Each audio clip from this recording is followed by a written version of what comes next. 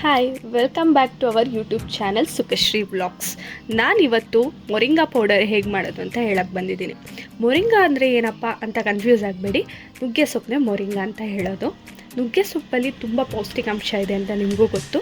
ಅದರಲ್ಲಿ ಹೇಗೆ ಪೌಡರ್ ಮಾಡಿ ಉಪಯೋಗಿಸೋದು ಅಂತ ಹೇಳ್ಕೊಡ್ತೀನಿ ಇವತ್ತು.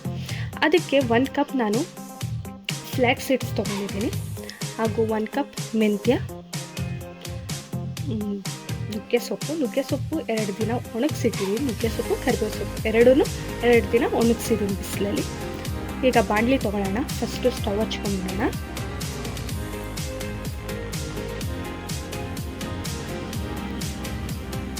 ಬಾಣಲಿ ಕಾದಾದ್ಮೇಲೆ ಎಣ್ಣೆ ಏನು ಬೇಡ, ಹಾಗೆಯೇ ಡ್ರೈ ರೋಸ್ಟ್ ಮಾಡ್ಕೋಬೇಕು. ಫಸ್ಟು ನಾನು ಮೆಂತ್ಯ ತೊಗೊಂಡು ಚೆನ್ನಾಗಿ ರೋಸ್ಟ್ ಮಾಡ್ಕೊತಿದ್ದೀನಿ. ಒಳ್ಳೆ ಅರೋಮಾ ಬರೋವರೆಗೂ ನೀಟಾಗಿ ಮೀಡಿಯಮ್ ಫ್ಲೇಮಲ್ಲೇ ಚೆನ್ನಾಗಿ ರೋಸ್ಟ್. ಅದೇ ರೀತಿ ಫ್ಲ್ಯಾಕ್ಸ್ ಸೀಡ್ಸ್ನೂ ಚೆನ್ನಾಗಿ ಅರೋಮಾ ಬರೋವರೆಗೂ ಟೋಸ್ಟ್ ಮಾಡ್ಕೊಳ್ಳಿ. ಈಗ ಕರಿಬೇವನ್ನು ಅಷ್ಟೇ ತೊಗೊಂಡು ಚೆನ್ನಾಗಿ ಡ್ರೈ ರೋಸ್ಟ್ ಮಾಡೋಣ. ಫುಲ್ ಗರಿ ಆಗಿರಬೇಕು ಕರಿಬೇವು ಸೊಪ್ಪೆಲ್ಲ. ಅಷ್ಟುವರೆಗೂ ನೀಟಾಗಿ ಕೈ ಆಡಿಸ್ತಾನೆ ಇರಿ. ಆಮೇಲೆ ಒಂದು ಕಡೆ ಸೀದೋಗಿರೋ ಥರ ಸ್ಮೆಲ್ ಬಂದ್ಬಿಡುತ್ತೆ. ನಿಮಗೆ ಗೊತ್ತಾಗುತ್ತೆ. ಅದನ್ನು ಒಂದು ಎಲೆ ತೊಗೊಂಡು ನೀವು ಈ ಥರ ಪ್ರೆಸ್ ಮಾಡಿದ್ರೆ ಅದು ಫುಲ್ ಪೌಡರ್ ಥರನೇ ಆಗುತ್ತೆ. ಆವಾಗ ಆಗಿದೆ ಅಂತ. ಅದೇ ರೀತಿ ನುಗ್ಗೆ ಸೊಪ್ಪನ್ನು ಸ್ವಲ್ಪನೇ ತೊಗೊಂಡು ಚೆನ್ನಾಗಿ ರೋಸ್ಟ್ ಮಾಡ್ಕೊಳ್ಳಿ.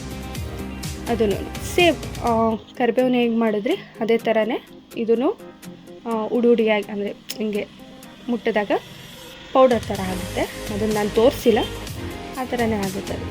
ಈಗೆಲ್ಲನೂ ಗ್ರೈಂಡ್ ಮಾಡ್ಕೊಳ್ಳೋದು.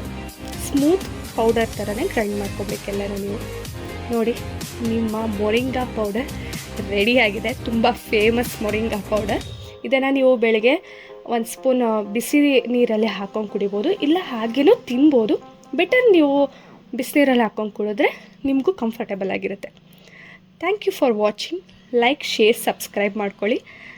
Thank you.